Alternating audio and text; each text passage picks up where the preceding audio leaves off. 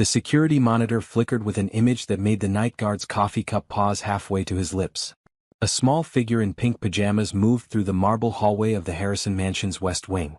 It was 11:47 p.m. on a Tuesday, and 6-year-old Zuri Washington was walking barefoot toward the mahogany double doors of the master study. This was the 4th night in a row. The guard reached for his radio, then stopped. He'd reported this 3 times already. Each time Mr. Harrison had simply said, "Let her be." But something about tonight felt different. The child moved with more purpose, her small hand reaching up to turn the brass doorknob with surprising confidence. Inside the study, Julian Harrison sat behind his grandfather's desk, reviewing quarterly reports that blurred together after 14 hours of meetings. At 36, he owned 17 hotels across 3 continents, employed over 4,000 people, and lived alone in a house with 42 rooms. The irony wasn't lost on him. The door creaked open. Julian looked up to find large brown eyes staring at him from the doorway. Zuri Washington stood perfectly still, her dark curls wild around her face, her small hands clutching a worn teddy bear. She didn't speak. She just watched him with an intensity that seemed impossible for someone so young. "Hello, Zuri," Julian said gently, setting down his pen. "Does your mother know you're here?" The child shook her head slowly. "I see." Julian leaned back in his leather chair, considering his options. He could call for the head of staff, wake up Gabrielle Washington, make this into an incident. Or he could handle it differently. "Would you like to come in?" Zuri nodded and stepped inside, her bare feet silent on the Persian rug. She walked directly to the leather sofa near the fireplace and sat down, still watching him. The behavior was strange, yes, but not threatening. Just deeply unusual. Julian had noticed her before, of course. Hard not to notice a child in a house that hadn't heard a child's voice in decades. But over the past week he'd seen her everywhere. In the garden when he took his morning coffee. Outside the library when he selected his evening reading. Lingering near the kitchen door when he discussed menus with the chef. Always watching. Always silent. Always there. "Can you tell me why you follow me?" Julian asked, keeping his voice soft and non-threatening. Zuri's eyes filled with tears, but she didn't cry. She just stared at him with a look so full of longing it made his chest ache. Then she whispered 2 words that changed everything. "You're safe." Before Julian could respond, rapid footsteps echoed in the hallway. Gabrielle Washington burst through the study door, her blue cotton nightgown covered by a gray cardigan, her natural hair pulled back in a hasty ponytail. Relief and terror warred on her beautiful face when she saw her daughter. "Zuri." Gabrielle rushed forward, scooping the child into her arms. "Oh baby, you can't keep doing this." She turned to Julian, tears streaming down her brown cheeks. "Mr. Harrison, I am so sorry. I don't know what's gotten into her. I woke up and she was gone again. I've tried everything, locks on the door, sleeping in her bed with her, but she still finds ways to." "Mrs. Washington." Julian stood, raising a hand to stop her spiral of apologies. "Please sit down. Both of you." Gabrielle hesitated, clutching Zuri closer. In the 3 weeks she'd worked for Julian Harrison, she'd been nothing but professional, keeping perfect boundaries between employer and employee. But those boundaries shattered the moment her daughter started this bizarre behavior. "I'm not angry," Julian continued, gesturing to the sofa. "But I think we need to talk about what's really happening here." Gabrielle slowly sat, settling Zuri on her lap. The child immediately turned to watch Julian again, those big eyes never wavering. Gabrielle's hands trembled as she smoothed her daughter's curls. "I'll pack our things tonight," Gabrielle said quietly, her voice breaking. "I understand you can't have staff who can't control their children. I'm sorry we've been such a problem." "No." The word came out firmer than Julian intended. He softened his tone. "No one is packing anything. I meant what I said. I want to understand what's happening. Zuri said something interesting just before you arrived. She said I'm safe. What does that mean?" Gabrielle's eyes widened. She looked down at her daughter, then back at Julian. "She said that? She actually spoke to you?" "Yes." "What? Doesn't she usually talk?" "She does, but..." Gabrielle's voice caught. "She hasn't said much since her father died 2 years ago. She talks to me sometimes but rarely to anyone else. If she spoke to you, that means..." She trailed off, tears flowing freely now. Julian felt something shift in his chest. He'd lost his own father 5 years ago, understood the weight of that absence. But for a child so young, for silence to become a shield against grief, that spoke to a pain he couldn't fully imagine. "How did he die?" Julian asked gently. "If you don't mind me asking." "Car accident." Gabrielle wiped her eyes with the back of her hand. Drunk driver. One moment Marcus was coming home from work, the next moment police were at my door. Zuri was 4.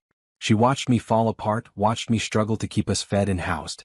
She became so quiet, so careful, like she was afraid of making things worse. Julian nodded slowly, pieces of the puzzle clicking together. And now she follows me around this house late at night because I'm safe. Safe from what, I wonder? I don't know. Gabrielle held her daughter tighter. I truly don't know. But I promise you, Mr. Harrison, it will stop. I'll find a way to make it stop. What if I don't want it to stop? Both Gabrielle and Zuri looked at him with identical expressions of confusion. Julian stood and walked to the window, looking out at the moonlit gardens. This house is too big for one person. It's too quiet. Too empty.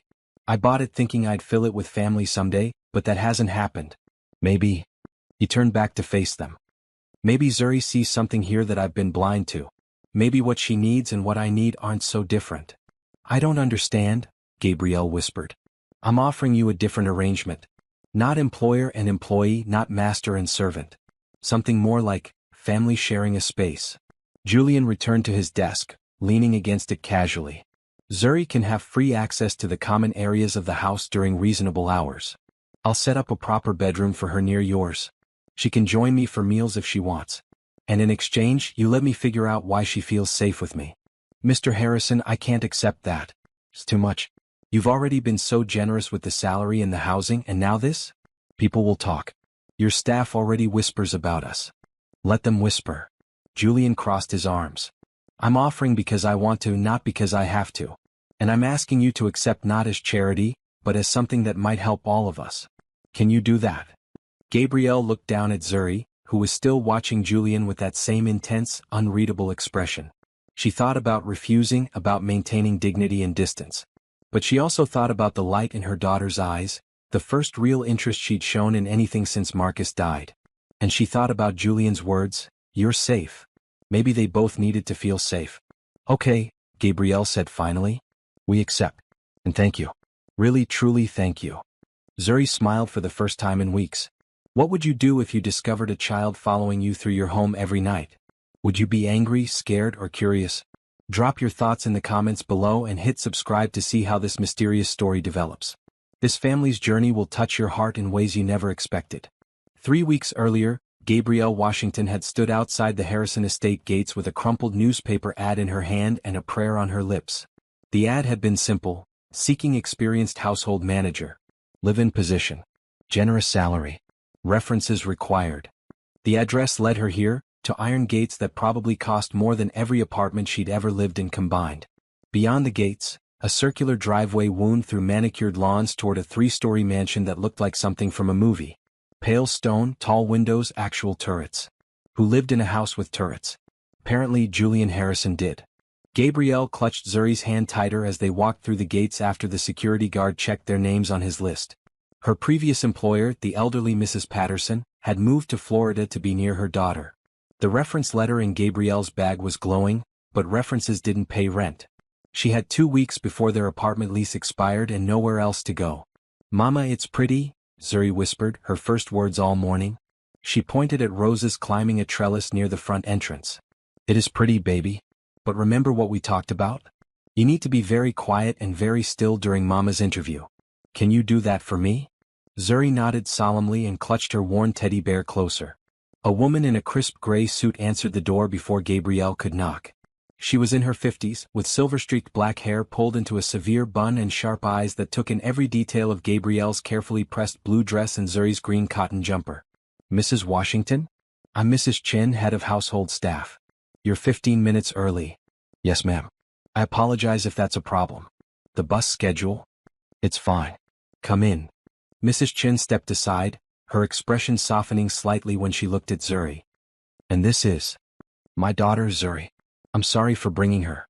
I couldn't find a sitter on such short notice, but she'll be very quiet. She won't be any trouble." Mrs. Chen's lips pressed into a thin line. "I see. Well, come along. Mr. Harrison is expecting you in the morning room." The foyer alone was bigger than Gabrielle's entire apartment. Black and white marble floors stretched beneath a crystal chandelier that caught the morning sunlight streaming through tall windows.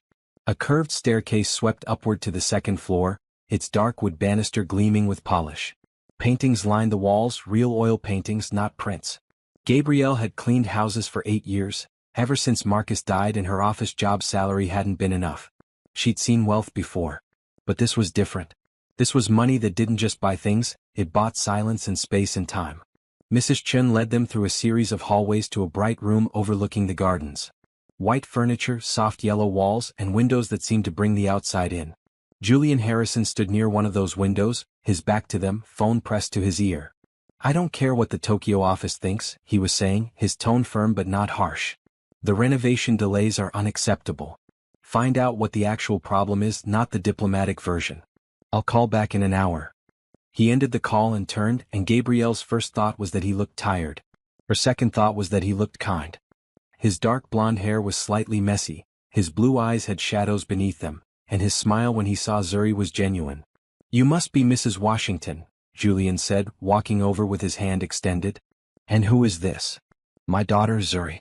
I apologize for bringing her. It won't happen again if you hire me." "Why wouldn't it happen again?" Julian crouched down to Zuri's level. "Hello Zuri. I'm Julian. That's a nice bear you have." Zuri didn't respond, just pressed closer to her mother's leg. Julian didn't seem bothered by the silence. He stood back up, gesturing to the chairs. "Please sit. Mrs. Chin, could you bring some juice for Zuri? And those cookies the chef made this morning?" "Mr. Harrison," Mrs. Chin said carefully, "we discussed the requirements for this position. Live-in means the staff quarters, which are not suitable for children. Then we'll make them suitable." "How hard is that?" "It's not just the space. A child in the house changes the entire dynamic. Security considerations, noise, disruption to routine." "Mrs. Chen." Julian's voice remained pleasant but took on a quality that suggested he wouldn't be argued with. "Please bring the juice and cookies. We'll discuss logistics later." Mrs. Chen's jaw tightened, but she nodded and left. Gabrielle felt her chances at this job sliding away. No employer wanted to deal with a child, no matter how well behaved. She should have lied, should have said Zuri would stay with family. "Mrs. Washington," Julian said, sitting across from her, "tell me about your previous employment."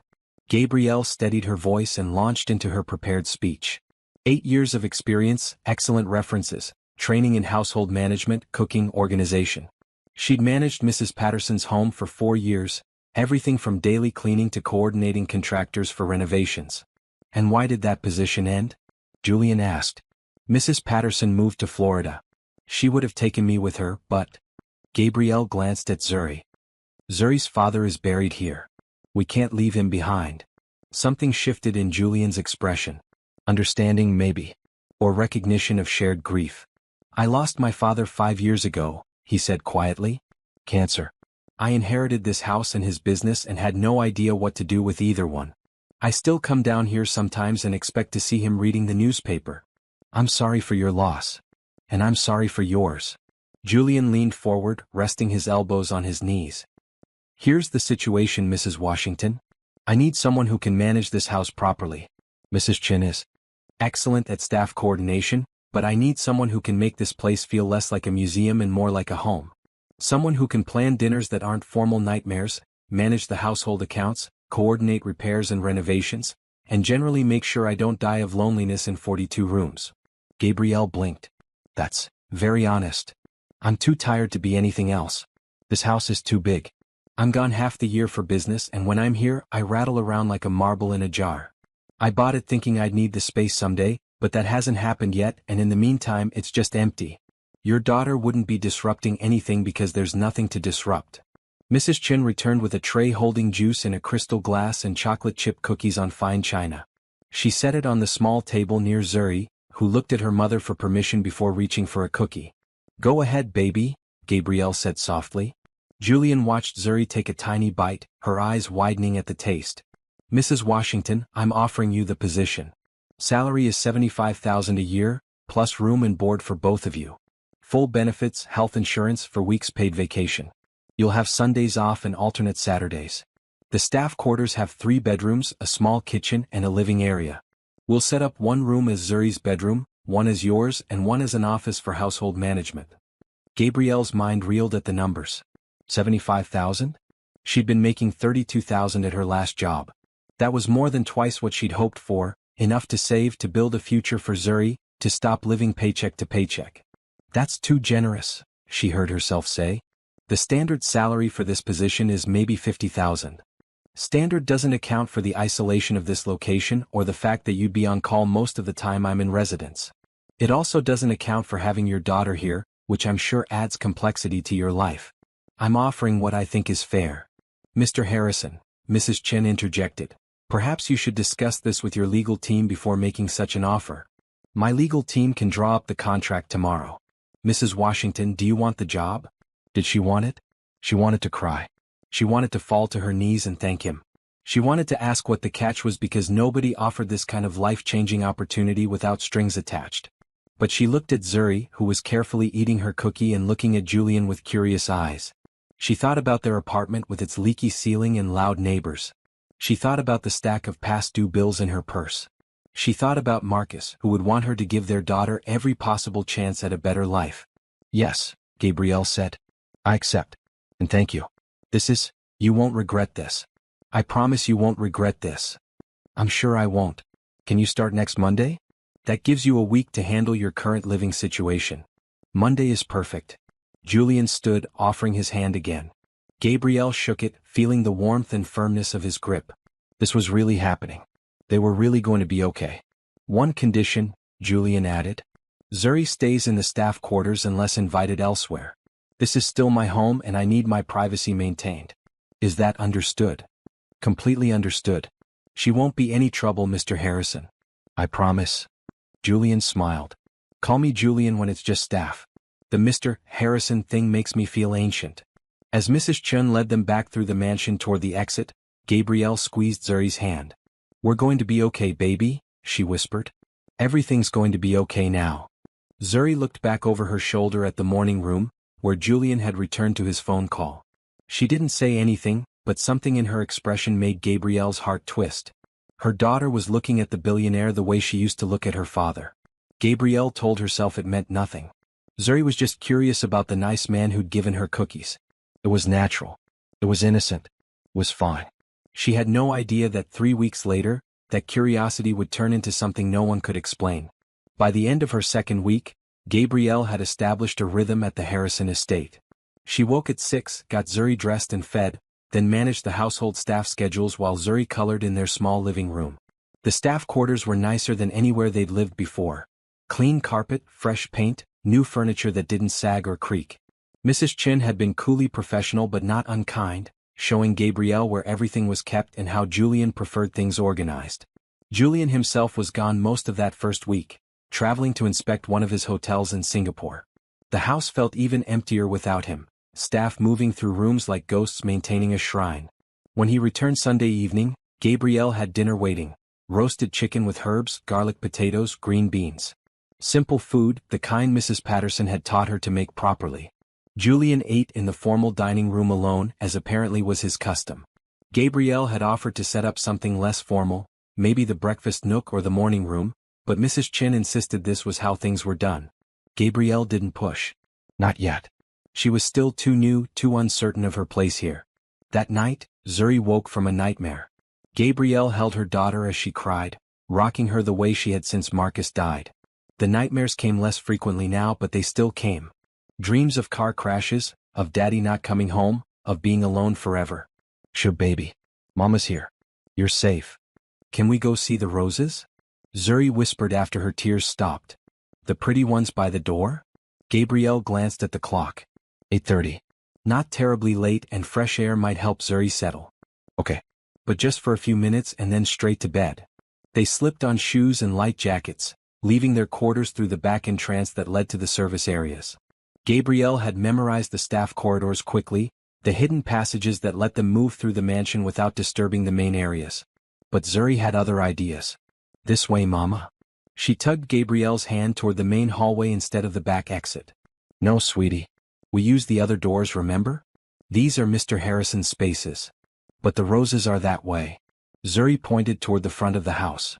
She was right, of course. The climbing roses were near the main entrance, not accessible from the service exits. Gabrielle hesitated, then decided it would be fine. They'd be quick, and Julian was probably working in his study anyway. He'd never know they were there. They walked through marble hallways lit by soft sconces, their footsteps echoing slightly. Zuri's hand was warm in hers, her daughter's tension easing as they moved. When they reached the foyer, Gabrielle opened the heavy front door just enough for them to slip through. The evening air was cool and smelled of jasmine. The roses climbed their trellis in shades of pink and cream, petals glowing in the security lights. Zuri reached out to touch one gently, careful not to disturb it too much. "Pretty?" she whispered. "Very pretty. Your daddy would have liked these roses. Remember his little garden behind our old house?" Zuri nodded. Marcus had grown tomatoes and basil, nothing fancy, but he'd been proud of it. He'd let Zuri water the plants every evening, teaching her to be gentle, to care for growing things. "I miss Daddy," Zuri said softly. "I know, baby. I miss him too." They stood there together, mother and daughter, breathing in the night air and trying to hold on to memories that faded a little more each day.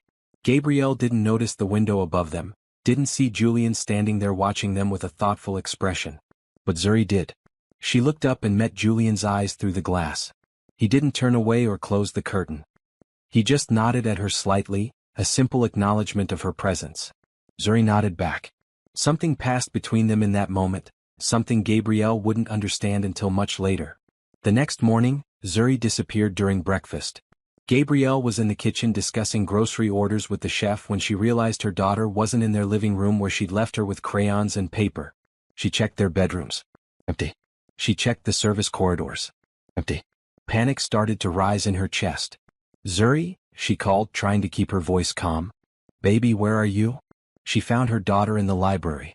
The room was 2 stories tall with floor-to-ceiling shelves accessible by rolling ladders. Morning sunlight streamed through stained glass windows, casting colored patterns across the oriental rugs. And there, in the center of it all, sat Julian in a leather armchair reading the newspaper, with Zuri cross-legged on the floor nearby looking at a picture book. "I'm so sorry," Gabrielle rushed to say. "Zuri, you know you're not supposed to be in here. Come on back to our rooms." "She's fine," Julian said without looking up from his paper. "I found her studying the books on the lower shelves. She's got good taste. That's a first edition of Where the Wild Things Are she's looking at. Still, she shouldn't be bothering you." "She's not bothering me. She's been completely quiet for 20 minutes.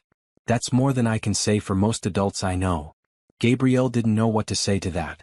She stood uncertainly in the doorway while her daughter continued to turn pages carefully, as if the book was precious. Which, given what Julian said about first editions, it probably was. "Does she read yet?" Julian asked, finally looking up. "Some. She knows her letters and can sound out simple words.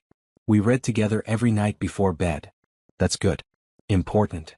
He folded his newspaper and set it aside. "My father read to me every night when I was young. Made me love books. Best gift he ever gave me." Zuri looked up at Julian with those big serious eyes. "My daddy read to me too. Before he died." The room went very still. Julian's expression softened in a way Gabrielle hadn't seen before. "What did he read to you?"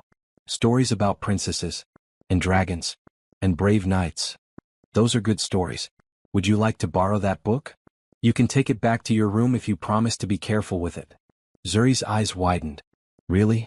Really? Books are meant to be read, not just sit on shelves." "What do you say, Zuri?" Gabrielle prompted. "Thank you, Mr. Julian." He smiled. "Just Julian is fine."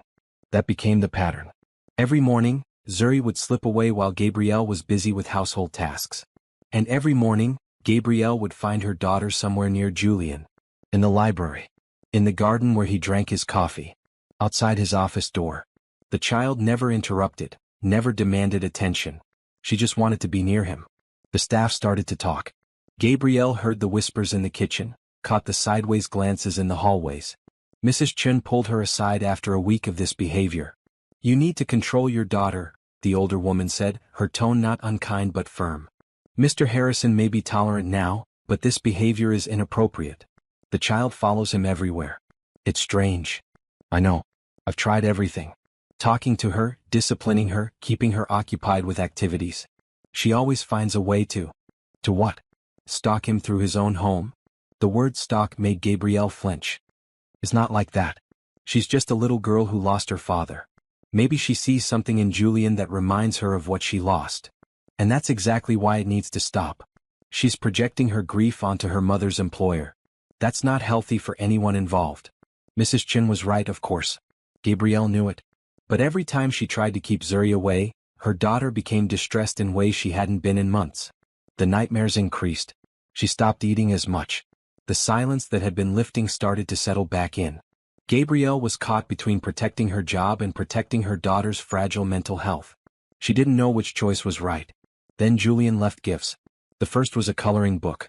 Gabrielle found it on the small table in their living room with a note. Thought Zuri might like this. J. The second was a set of watercolor paints with brushes and thick paper. No note this time, but Gabrielle knew where they came from. The third was a stuffed bunny, soft and white, with long ears and a pink nose. Zuri clutched it like she'd clutch a lifeline. Why is he doing this? Gabrielle asked Mrs. Chen. I don't understand. The older woman's expression softened slightly. Mr. Harrison is a kind man. Too kind sometimes. His fiancée left him 3 years ago because she said he cared more about strangers than building a life with her. She wasn't entirely wrong. He gives away half his income to charities, visits children's hospitals in every city he does business in, and once flew to Alaska to personally deliver supplies to a remote village after a storm. So yes, he's leaving gifts for a sad little girl. That's who he is. That night, Gabrielle sat Zuri down for a serious conversation. Baby, we need to talk about Mr. Julian. Zuri hugged her new bunny and waited. You can't keep following him around. I know you like him and I know he's been very kind to us. But this is his house and he needs his privacy. Can you understand that? He doesn't mind, Zuri said softly. He told me. He told you what? That I could come see him whenever I want. That the house is big enough for both of us. Gabrielle felt her control of the situation slipping away entirely. When did he tell you this? This morning. In the garden. He was reading and I sat on the bench near him, and he said I was good company because I didn't try to fill silence with words. This was getting out of hand. Gabrielle needed to talk to Julian directly, needed to set proper boundaries before this became a real problem. She waited until after dinner, when she knew he'd be in his study, and knocked on the door with her heart pounding. Come in. Julian was at his desk, laptop open, but he closed it when she entered. Mrs. Washington. Is everything all right? We need to talk about Zuri. All right. Sit down. Gabrielle sat, gathering her thoughts. I appreciate everything you've done for us. The job, the housing, the kindness you've shown my daughter. But I'm worried this situation is becoming inappropriate. Zuri follows you everywhere, and while you say you don't mind, I'm concerned about boundaries. About what people might think. About what's healthy for her. Julian listened without interrupting, his expression thoughtful. When she finished, he leaned back in his chair. What does Zuri say when you ask her why she follows me? She doesn't really explain. She just says you're safe or that she likes being near you. It's like... Gabrielle struggled for words. It's like she's looking for something she lost and she thinks she might find it with you. And that bothers you? It terrifies me. What happens when we have to leave? Or when you get tired of having a 6-year-old shadow? She'll be devastated. She's already lost her father. I can't let her lose another person she's attached to. Julian was quiet for a long moment. Then he said something that surprised her. What if she doesn't have to lose anyone? What if I don't get tired of it? You say that now, but... Mrs. Washington, Gabrielle, I'm going to tell you something I don't tell many people. This house is a prison made of marble and money. I bought it thinking I'd fill it with family, with children running through these halls and laughter echoing off these walls. But that didn't happen. My fiancé left. My friends are too busy with their own lives. My father is dead. And I sit in this study every night wondering what the point of all this is. He stood and walked to the window, the same window where he'd watched her and Zuri with the roses. Then this little girl shows up and follows me around without asking for anything, without expecting anything. She just wants to be near me. Do you know how rare that is? How precious. I'm not bothered by it. I'm grateful for it. Gabrielle felt tears prick her eyes. But what if it's not healthy for her? What if she's confusing you with her father? Then we help her understand the difference. But we don't have to do that by pushing her away. We can do it by being present, by being honest, by letting her grieve and heal in whatever way she needs to. That's very generous of you, Gabrielle said carefully. But I'm still her mother. I'm still responsible for making good decisions for her. Of course you are. And if you decide she needs to stop spending time with me, I'll respect that. But I'm asking you to consider that maybe this is good for both of us. Maybe we're helping each other in ways that aren't obvious yet. Gabrielle looked at this man, this billionaire who could have anything he wanted but seemed so genuinely lonely, and made a decision that would change all their lives. Okay. But if I see any sign this is hurting her, we stop immediately. Agreed. Agreed. She left his study feeling like she'd just made a deal with consequences she couldn't predict. But sometimes she thought you had to take a leap of faith. Sometimes kindness and hope had to lead the way, even when the path ahead wasn't clear. The gifts didn't stop. If anything, they increased, but they changed in nature. Instead of toys and books, Julian started leaving experiences. "Good morning," he said one Saturday when he found Zuri watching him tend to the rose garden.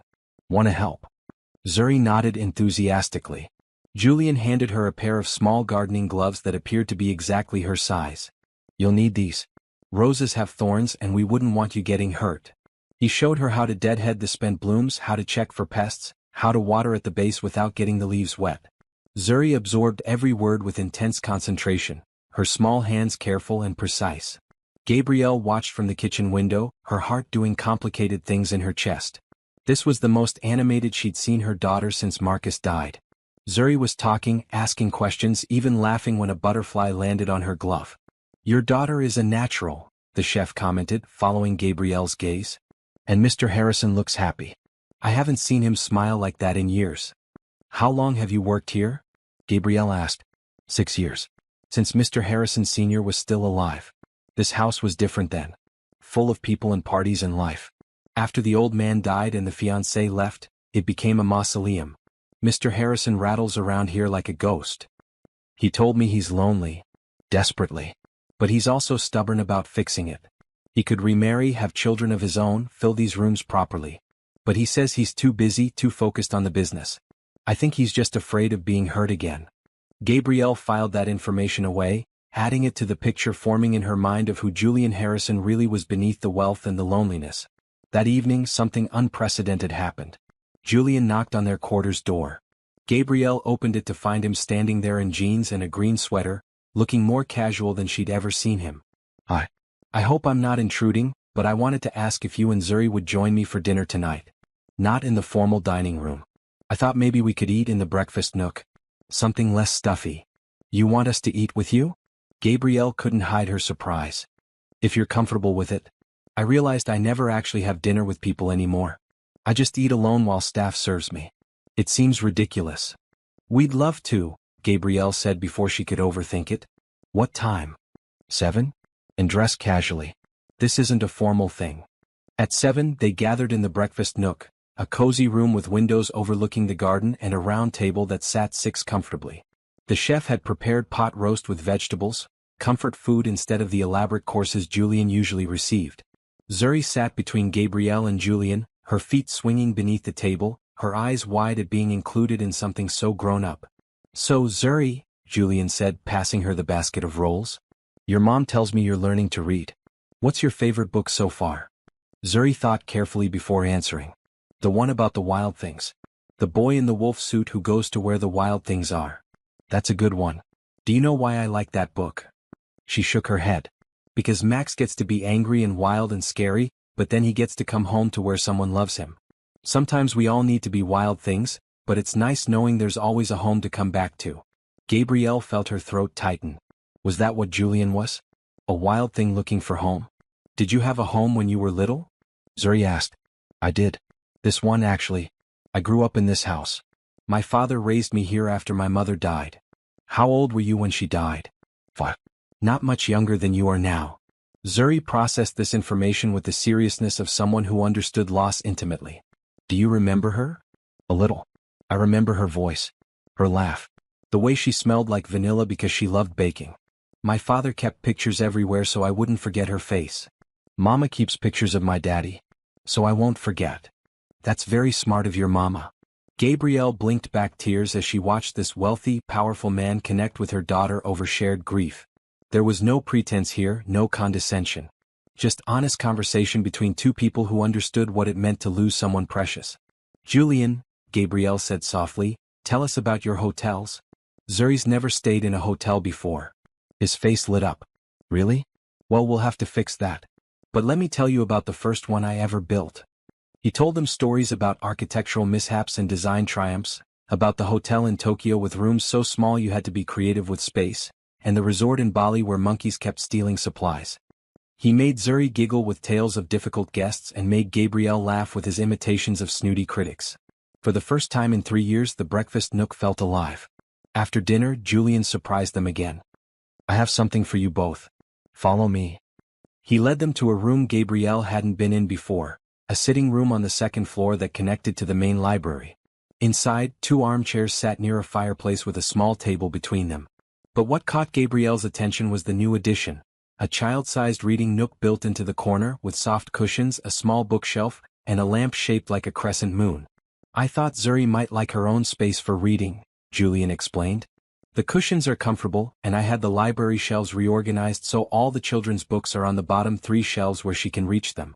This room connects to the library so she can access both spaces easily."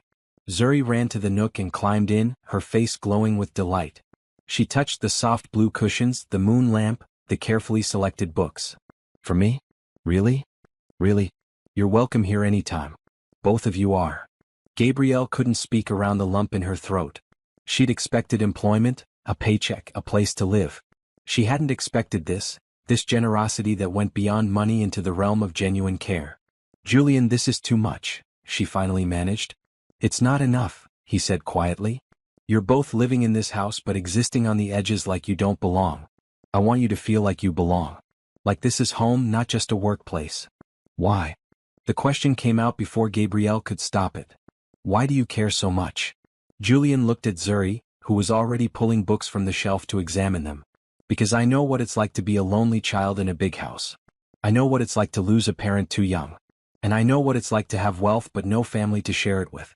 If I can make this place less lonely for her and maybe for you too, then maybe it becomes less lonely for me as well. Is that selfish?" "No," Gabrielle whispered. "That's human." He smiled, and for a moment he didn't look like a billionaire at all. He just looked like a man who wanted connection, who wanted meaning, who wanted to matter to someone. Over the following days, the pattern continued.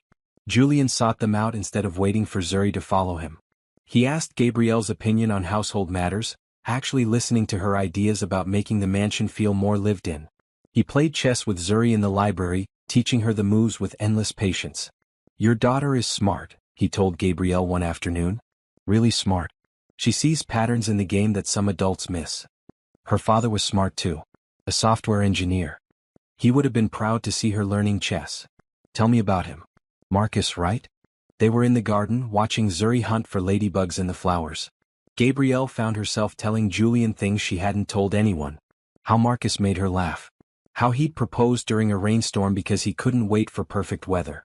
How he'd been so excited when they found out about Zuri, reading parenting books and building a crib with his own hands. "He sounds like a good man," Julian said. "He was. The best. Which makes it so hard that he's gone. Zuri deserved more time with him. I deserved more time with him." "You did. Death isn't fair that way. It takes people before we're ready, before they've had enough time to do everything they wanted to do." "Is that how you felt when your father died?" "Yes. He had so many plans. Places he wanted to visit, grandchildren he wanted to meet. Cancer doesn't care about plans." They sat in comfortable silence, 2 people who understood that grief never really ended, it just became part of who you were. And somehow, that shared understanding made everything else easier. That night, after Zuri was asleep, Julian offered something that would change everything. "I want to pay for Zuri's education," he said. They were having tea in the morning room, a habit that had developed over recent evenings. "Private school, college, whatever she needs. She's too bright to be limited by circumstance." Gabrielle's first instinct was to refuse. This was too much, too generous, too likely to create obligations she couldn't fulfill. But then she remembered Julian's words.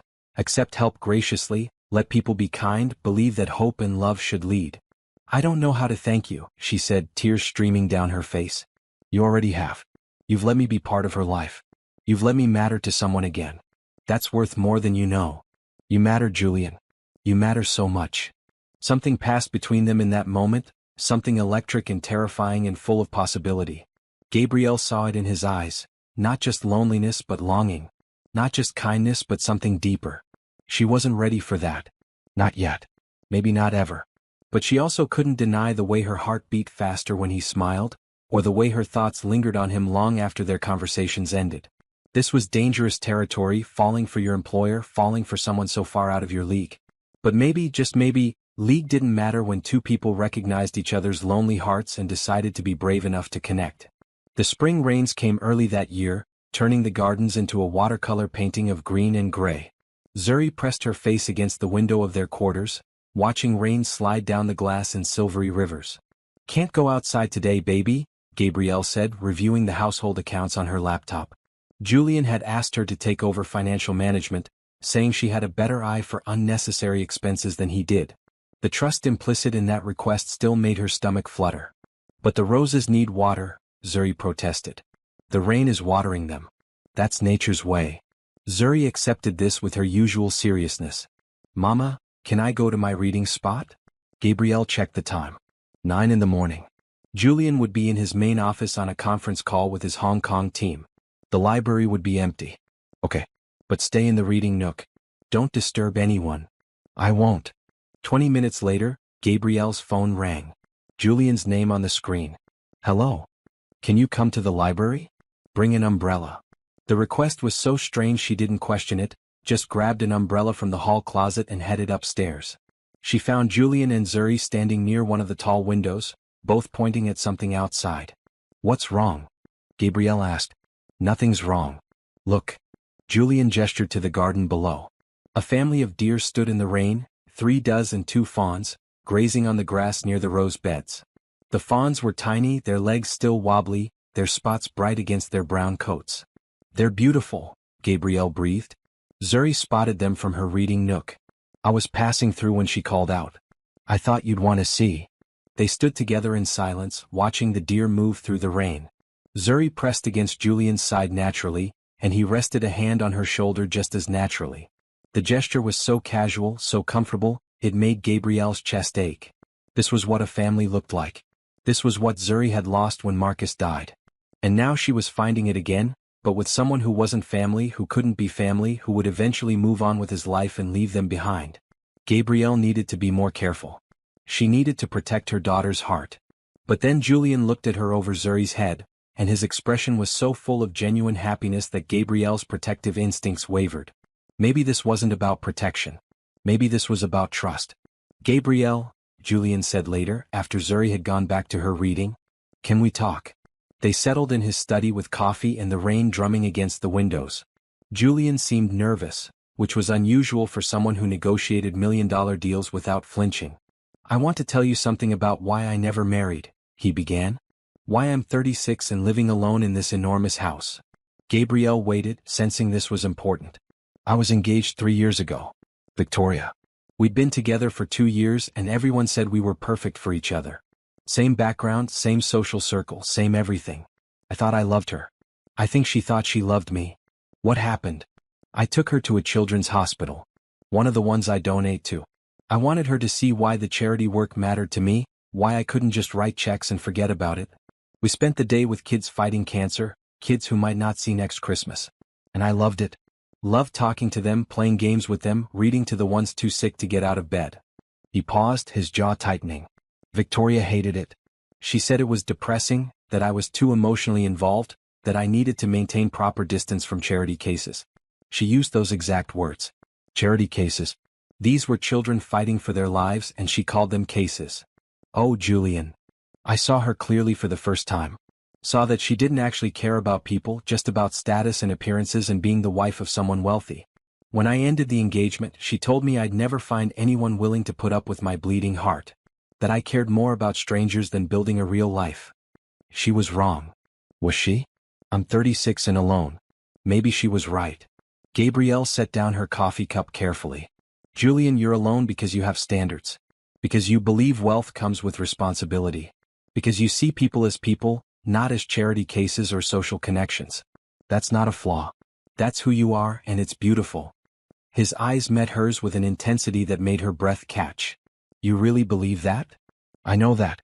I see it every day in how you treat Zuri, how you treat me, how you treat everyone in this house. You're a good man. The fact that Victoria couldn't see it says everything about her and nothing about you. I'm telling you this because I need you to understand something. When I offered you this job, when I welcomed Zuri into my home, it wasn't charity. It was selfish. I needed you both here. I needed to remember what it feels like to matter to someone, to have people in my life who see me as a person instead of a bank account. We do see you. We see you very clearly. The air between them felt charged with possibility. Gabrielle knew she should leave, should maintain professional distance, should protect them both from the complications that would come from crossing this line. But she didn't move. Gabrielle, Julian said softly, I need to tell you something else. Okay. I'm starting to have feelings for you that go beyond employer and employee. I'm trying to be appropriate, trying to respect boundaries, but every time you smile at me or laugh at my jokes or talk to me like I'm a real person, I fall a little bit more. And I needed you to know that even though I'm terrified, it will make everything weird between us. Gabrielle's heart hammered against her ribs. She thought about all the reasons this was a terrible idea. The power imbalance, the risk to her job, the danger of Zuri getting more attached, the inevitable heartbreak when reality set in. But she also thought about the way Julian made her feel seen for the first time since Marcus died. The way he treated her daughter with genuine care. The way he'd been nothing but honest and kind and real with her. Julian, she said carefully, I need to be honest too. I'm scared. I'm scared of losing this job, losing this home, losing the security you've given us. But I'm more scared of letting myself feel things for you and then having it fall apart. Zuri's already attached to you. If this goes wrong, she loses another person she cares about. I know. That's why I'm telling you now before things get more complicated. You get to decide what happens next. If you want to keep things professional, I'll respect that completely. If you want to explore this, we do it slowly and carefully with Zuri's well-being as the priority. And if you want to leave, I'll help you find another position and give you the best references you've ever seen. No pressure. No expectations. Just honesty. Gabrielle took a deep breath, thinking about Marcus, about the life she'd lost, about the possibility of building something new. She thought about Zuri's face when Julian taught her chess, about the reading nook built just for her daughter, about the way this house had started to feel like home. I want to explore this, she said quietly. But slowly. Very, very slowly. Julian's face broke into the most genuine smile she'd ever seen. Slowly works for me. I've got time. What does slowly mean to you? Gabrielle needed clarity, needed boundaries. It means we keep doing what we're doing. Dinners together. Conversations. Getting to know each other as people, not roles. And when we're both ready, maybe we add in some elements that are clearly romantic. Like actual dates. Dates? Gabrielle tested the word. I haven't been on a date in 8 years.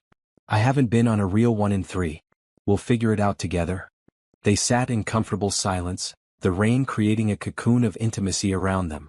Gabrielle thought about texting her best friend Rachel, who lived 2 states away now but still kept in touch. Rachel would tell her she was crazy.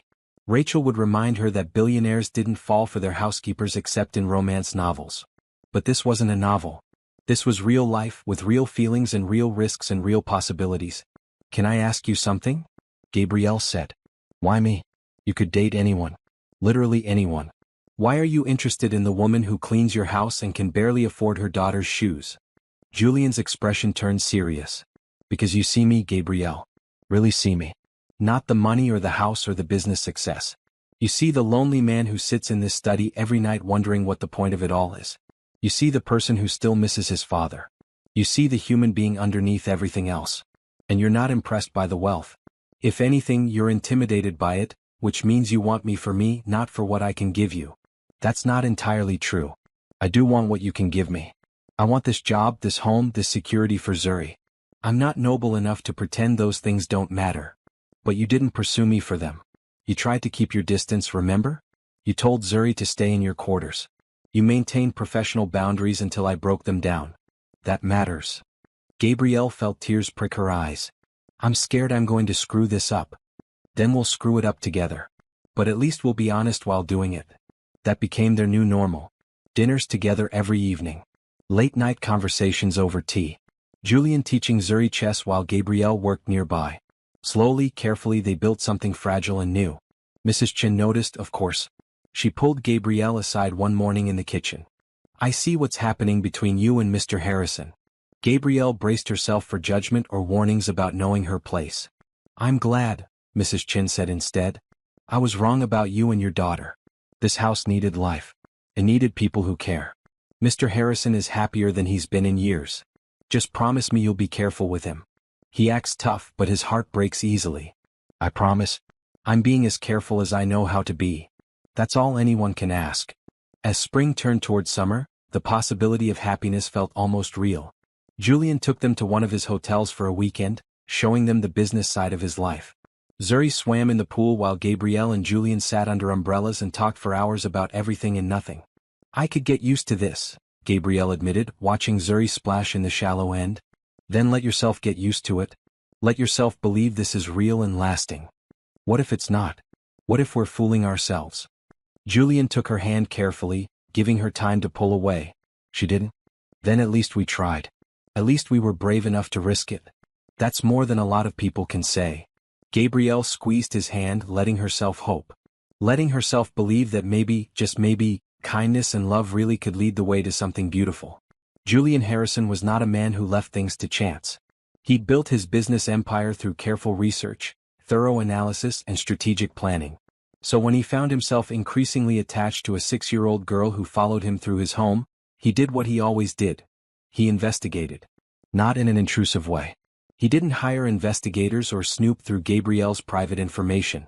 Instead he read psychology books about childhood attachment, articles about grief in children, research papers about the long-term effects of losing a parent young. He stayed up late reading studies on his tablet, making notes, trying to understand. What he learned both comforted and worried him. Children who lost a parent often sought attachment figures to replace what they'd lost. This was normal, healthy even as long as those figures were stable and appropriate. The concerning part was that Zuri had attached to him, someone who wasn't family, who had no permanent place in her life beyond employment relationships. He needed to talk to a professional. Dr. Sarah Patel had been his therapist for 4 years, helping him process his father's death and his failed engagement. She was in her 50s, wise and direct, with an uncanny ability to call him on his nonsense. "So you're calling me about a child," she said when he explained the situation over a video call. "That's new. Usually you call about business stress or loneliness. This is different. I need to understand if what's happening is healthy for her or if I'm being selfish by allowing it. Tell me about your interactions with her. Be specific." Julian walked Dr. Patel through everything. The late-night visits, Zuri's constant shadowing, the reading nook he'd built, the gifts, the dinners together. He expected judgment, but Dr. Patel just listened with a thoughtful expression. "And the mother? You're developing feelings for her?" "Yes. Strong feelings. Which is another complication. Julian, I'm going to be honest with you. This situation is complicated, but it's not inherently unhealthy. Children who've experienced loss often seek out attachment figures who make them feel safe. You've provided stability, kindness, and attention without demanding anything in return. That's actually quite healthy. But I'm not her father. I can't be her father. No one's asking you to be. You can be a positive male figure in her life without replacing her father. The key is making sure she understands the difference, and that requires honest communication appropriate to her age. How do I do that? You talk to her. You acknowledge her father openly. You encourage her to remember him. You make it clear that you're not trying to replace anyone, you're just adding to her life. And you make sure she knows you're not going anywhere. That last part hit Julian hard. What if I can't promise that? What if things don't work out with Gabrielle? What if she decides to leave? Then you maintain a relationship with the child if possible. You don't just disappear from her life because the romantic relationship failed. That's the commitment you need to think carefully about before going any further. After the call, Julian sat in his study thinking. Could he really commit to being in Zuri's life permanently, regardless of what happened with Gabrielle? That was a level of responsibility he hadn't considered. It meant Zuri stopped being just the daughter of someone he was interested in and became someone he had a direct obligation to. It felt right. Scary but right. He decided to take Dr. Patel's advice and talk to Zuri directly. He found her in the library, arranging books by color on her small shelf. "That's a good organization system," he said, sitting in one of the armchairs nearby. "Can I talk to you about something important?" Zuri climbed into the chair opposite him, sitting cross-legged like a tiny adult. "Okay. I've noticed you spend a lot of time with me. Following me around, joining me in different rooms. Can you tell me why?" Zuri thought carefully, her face serious. "You're like Daddy. But not Daddy." "What do you mean?" "You read the same way. You laugh the same way. You smell like the same soap. When I'm near you, I remember Daddy better." Julian's heart cracked. "Do you remember your daddy?" "Some things." His voice is getting fuzzy in my head. "Mama plays videos sometimes, but it's not the same. But when I'm with you, I can remember better. Is that bad? No, sweetie. That's not bad at all. But I want you to understand something. I'm not trying to be your daddy. Your daddy was special and no one can replace him. I'm just Julian and I like spending time with you. Is that okay? Can I still come see you? Even if you're not daddy? Of course. Anytime you want. But I want you to know that even if your mama and I become closer, I'm still not replacing your daddy. I'm just adding to your family. Does that make sense? Zuri nodded slowly. Like how mama's friend Rachel is part of our family even though she's not related? Exactly like that. Family can be people who choose to love each other, not just people who are related by blood. Do you choose to love us? The question was so direct, so honest it took Julian's breath away. Yes. I choose to love you and your mama. Very much. Good. We choose you too. Just like that, with the simple logic of a child, the most complicated question in Julian's life was resolved. He'd been chosen. They'd chosen each other. Whatever came next, they'd face it as a family. He started being more intentional about honoring Marcus Washington's memory. He asked Gabrielle for photos and created a digital frame that rotated through pictures of Marcus and Zuri together. He placed it in Zuri's room so she could see her father every day. You didn't have to do this, Gabrielle said, tears streaming down her face as she looked at the frame. I know. But Zuri needs to remember him. And I need her to know I'm not trying to erase him or replace him. He's part of her story, which means he's part of our story now. That night, Zuri fell asleep holding the frame, her small face peaceful in a way Gabrielle hadn't seen in years. Julian also started building structured time with Zuri. Chess lessons every Tuesday evening. Garden work every Thursday morning. Saturday afternoon reading sessions. It gave Zuri predictability and showed her that his presence in her life wasn't random or temporary. You're really good at this, Gabrielle told him one evening. The parenting thing. Have you considered having children of your own? I've considered it. But the thought of doing it alone, through surrogacy or adoption, always felt incomplete. I wanted to share it with someone. Build a family together. Is that what we're doing? Building a family? I hope so. If you want that. I want it. God help me, I want it so much. But I'm also terrified. Julian pulled her close and she let herself lean into his warmth. They were sitting in the garden on a bench overlooking the roses, Zuri asleep in their quarters after an exhausting day of play. I'm terrified too, Julian admitted. I've never been anyone's parent figure before. I'm making this up as I go along. But every time Zuri smiles at me or tells me about her day, or falls asleep with her head on my shoulder during our reading time, I think maybe I can do this. Maybe we can do this together. What if your family doesn't accept us? What if your friends judge you for dating the help? Then they're not really family or friends, are they? The people who matter will be happy I'm happy. The rest can think whatever they want. Have you told anyone about us? My therapist. And Mrs. Chin figured it out on her own. But I haven't announced it if that's what you're asking.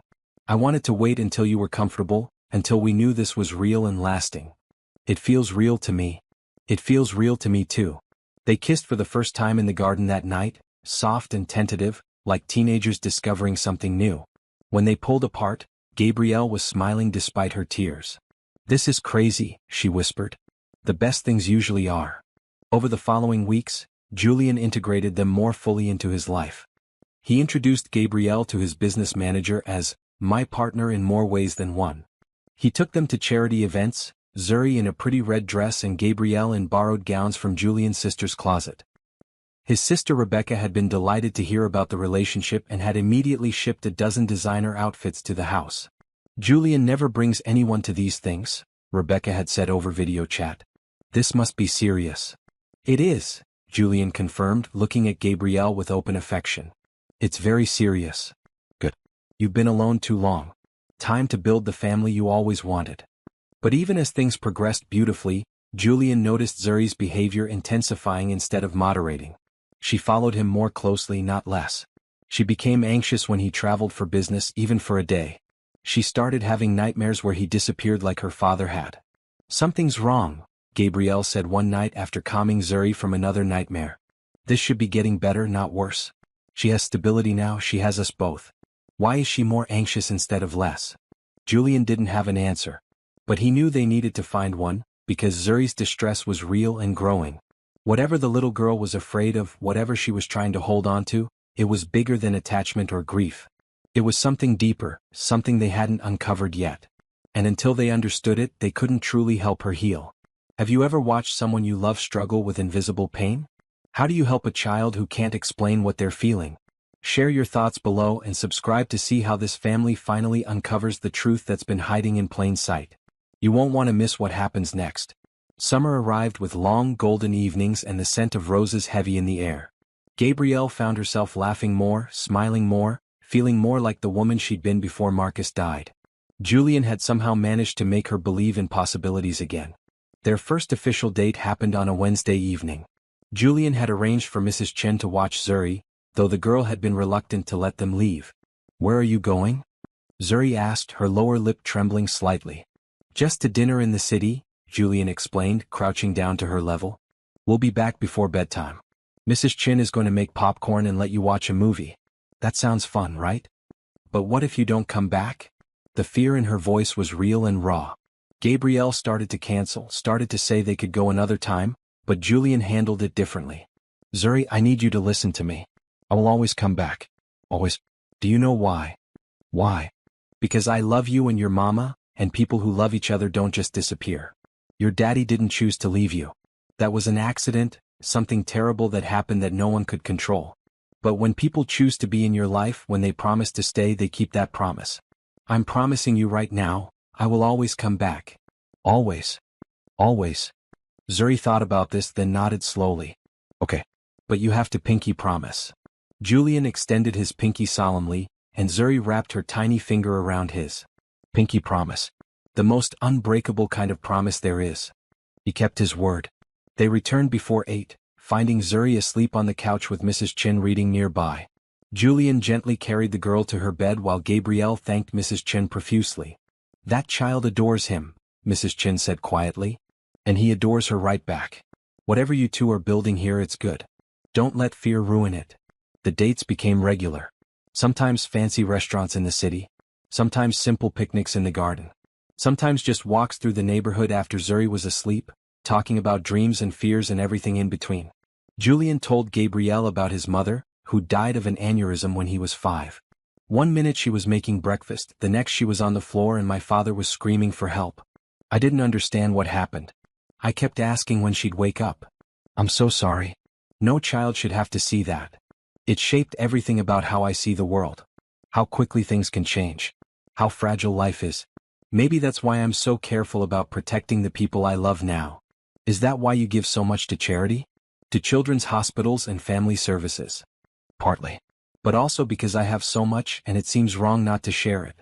My father taught me that wealth comes with responsibility. That we're only temporary caretakers of these resources." Gabrielle loved discovering these pieces of who Julian really was. The man who visited children's hospitals incognito.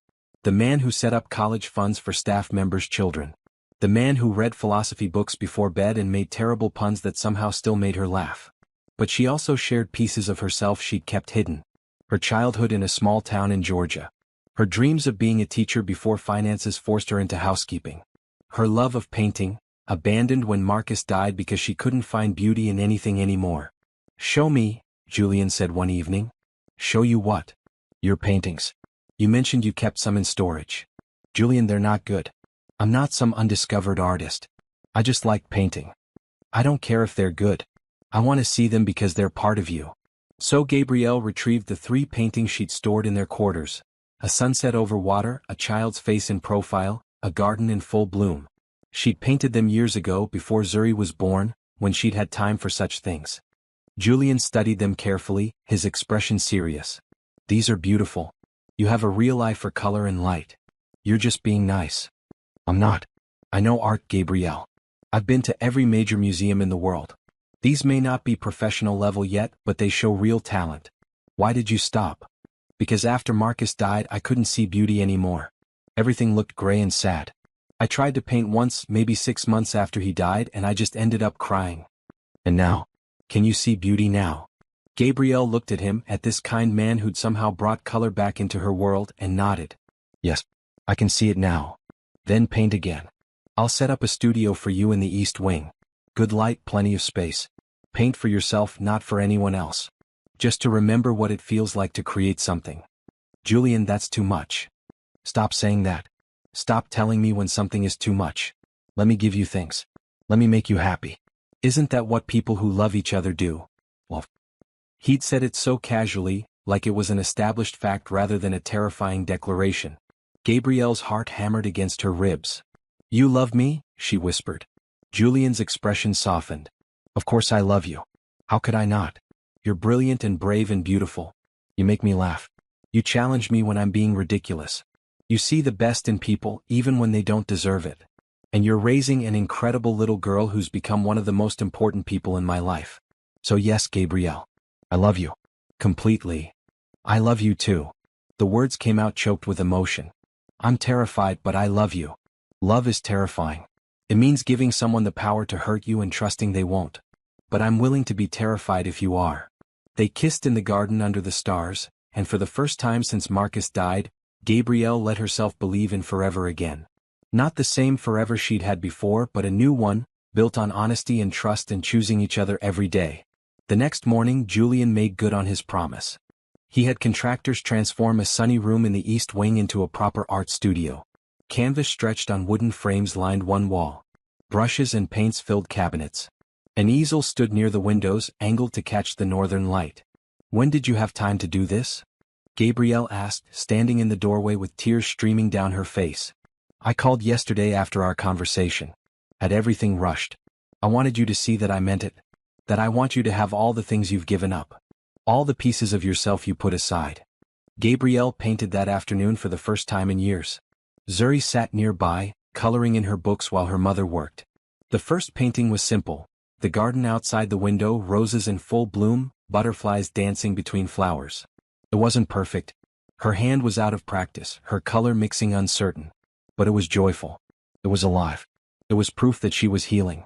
Julian found them at sunset. Paint splattered on Gabrielle's hands and Zuri's nose somehow covered in red marker. How's it going? He asked. It's perfect, Gabrielle said. Absolutely perfect. That night, they had dinner together as they always did, but something had shifted. They weren't just employer and employee anymore, weren't just dating tentatively. They were becoming a family, 3 people choosing each other despite all the logical reasons they shouldn't. I want to ask you something, Julian said after Zuri had gone to bed. They were in his study, Gabrielle curled up on the couch while Julian worked through emails. Okay. I have a business trip next month. Tokyo and Hong Kong, 2 weeks total. I'd like you and Zuri to come with me. Not as staff, as family. I want to show you both the world. Gabrielle's immediate instinct was to refuse. Too expensive. Too disruptive. Too much. But she caught herself, remembering Julian's words about letting him love her, letting him give them things. Zuri's never been on a plane before, she said instead. Then it'll be an adventure. I'll handle everything. Business class tickets, hotel suites, everything. We'll make a vacation out of it. I'll do my meetings and you two can explore. Then in the evenings we'll be together. Won't people talk? Your business associates. Let them. I'm not hiding you, Gabrielle. I'm not ashamed of this relationship. If anything, I want the world to know I'm the luckiest man alive. You're a billionaire who owns 17 hotels. Most people would say you're lucky because of that. Those people don't know what real wealth is. Real wealth is coming home to people who actually care if you're there. Real wealth is sitting in a study with someone who makes you laugh. Real wealth is tucking a little girl into bed and knowing she feels safe because you exist. Gabrielle moved to sit beside him, resting her head on his shoulder. When did you become so wise? I've always been wise. You just bring it out of me. They laughed together, comfortable in each other's presence. This was what Gabrielle had been afraid of losing when Marcus died. The easy intimacy of partnership, the joy of sharing daily life with someone who knew her completely. She'd thought that kind of love only came once. She'd been wrong. Over the following weeks, preparations for the trip consumed them. Julian insisted on buying Zuri a proper wardrobe for travel. Gabrielle tried to protest, but Zuri's excitement won out. They spent an afternoon shopping, Zuri trying on dress after dress, her face glowing every time she looked in the mirror. Mama, I look like a princess, she whispered, wearing a green sundress with white flowers embroidered along the hem. You are a princess, Julian said, crouching beside her. The most important princess in my kingdom. You're silly. You don't have a kingdom. Sure I do. It's called the Harrison Estate, and it has gardens and a library and a studio where your mama paints. And you're the princess of all of it. Zuri giggled and threw her arms around Julian's neck. I love you, Julian. I love you too, little one. Watching them together, Gabrielle felt her heart expand with so much love it physically hurt. This was her family now. Not the one she'd planned for, not the one she'd lost, but the one she had. And it was enough. More than enough. It was everything. Everything changed on a Tuesday afternoon when Gregory Blackwell showed up at the Harrison estate. Gabrielle was in the garden with Zuri when she heard raised voices coming from Julian's office. She tried to ignore it, tried to give Julian privacy for his business dealings, but something about the tone made her uneasy. Wait here, baby, she told Zuri. Color your picture. I'll be right back. She found Mrs. Chin hovering outside Julian's office, her face tight with disapproval. Who's in there? Gabrielle asked quietly. Mr. Blackwell. Julian's business partner from the Singapore office. Mrs. Chin pressed her lips together. He's not a nice man. Through the door, Gabrielle could hear Julian's voice, tense and angry. You have no right to comment on my personal life. I have every right when your personal life affects business. The other voice was clipped and cold. You're making a fool of yourself, Harrison? Dating the help? Taking her to business functions? Do you have any idea how that looks? I don't care how it looks. Well, you should care. Our partners in Tokyo are concerned. They're questioning your judgment. And frankly, so am I. Gabrielle's stomach dropped. She should walk away, should let Julian handle this, but her feet stayed rooted to the floor. My relationship with Gabrielle has nothing to do with my business competence. It has everything to do with it. You're distracted. You're making emotional decisions instead of strategic ones. That hotel renovation in Bangkok? You approved a budget increase because the contractor needed to hire local workers instead of cheaper labor from outside. That's not smart business, Julian. That's you trying to be everyone's savior. It's called having ethics. It's called being soft. And this woman has made you softer. She and that child have wrapped you around their fingers. They've seen your wealth and decided to secure their futures. Can't you see that? The sound of Julian's fist hitting his desk made both Gabrielle and Mrs. Chin jump. Get out. Julian. Get out of my office. Better yet, get out of my house. And while you're at it, get out of my company. Consider this your notice. I'm buying you out. You can't do that. We have a contract. Check clause 17. Either partner can initiate buyout procedures with 90 days notice. I'm invoking that clause. My lawyers will contact yours tomorrow. Now leave before I have security escort you out. Heavy footsteps approached the door. Gabrielle barely had time to step back before it flew open. Gregory Blackwell stood there, a man in his 50s with silver hair and a suit that probably cost more than Gabrielle made in a month. His eyes swept over her with contempt. So you're the woman causing all this trouble. I hope you're satisfied with yourself. Gabrielle didn't know what to say. Her mind was reeling from everything she'd heard. Leave her alone, Gregory. Julian appeared in the doorway, his face flushed with anger. You don't get to speak to her. I'll speak to whoever I want. And I'll make sure everyone in our industry knows what's happening here. How Julian Harrison threw away a partnership and his reputation for his maid and her brat. Say one more word about them and I will destroy you. I have the resources, the connections, and the motivation. Try me. Gregory's jaw worked like he wanted to say more, but something in Julian's expression stopped him. He turned and stalked toward the front door, slamming it hard enough to rattle the windows. Silence filled the hallway. Julian stood perfectly still, his hands clenched into fists, his breathing harsh. Julian, Gabrielle said softly. Don't. He held up a hand. Just, give me a minute. She watched him struggle with his composure, saw the moment he got control back. When he looked at her again, his eyes were full of pain. How much did you hear? Enough. Julian, I'm sorry. I never meant to cause problems for you. You didn't cause anything. Gregory is a bigot and a hypocrite. He was looking for an excuse to fight about this partnership anyway. You were just convenient ammunition. He said our partners in Tokyo have concerns. They don't. He's lying. I talked to them last week and everything is fine. He's just trying to manipulate me. But what if he's right? What if I am distracting you? What if people really are questioning your judgment? Julian's expression shifted from anger to determination. Then let them question. Gabrielle, I'm not giving you up because some narrow-minded business associates don't approve. I'm not sacrificing my personal happiness for appearances. If that costs me business, then so be it. You can't mean that. Your company is everything to you. No, it's not. It was everything, but now I have you and Zuri. That changes what matters. Gabrielle felt tears building. Julian, we need to be realistic. I'm a housekeeper. You're a billionaire. This was always going to be complicated. Are you saying you want to leave? No. I'm saying I don't want to be the reason you lose everything you've built. Julian closed the distance between them and took her hands. Listen to me carefully. I've lost people before. I've lost opportunities before. But I've never had what I have with you. I've never felt this complete, this happy, this alive.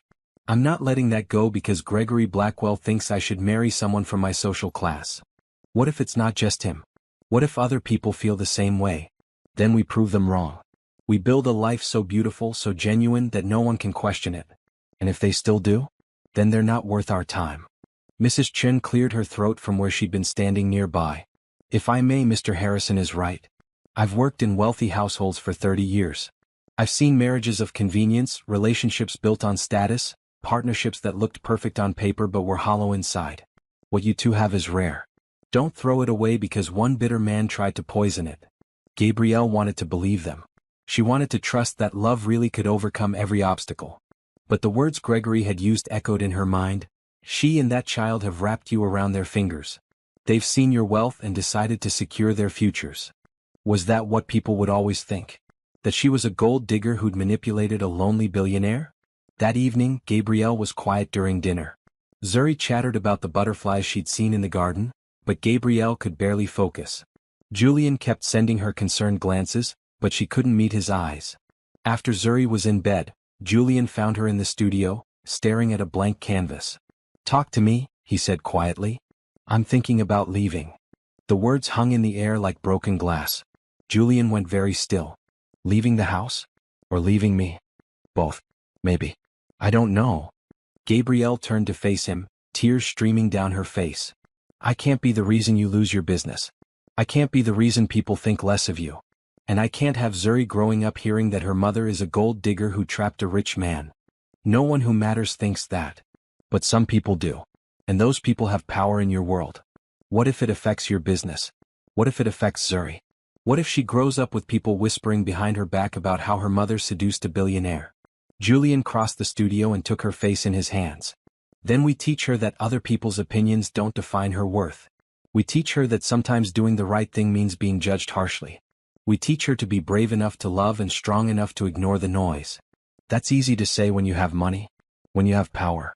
But I don't have those things. I'm vulnerable, Julian. Zuri is vulnerable.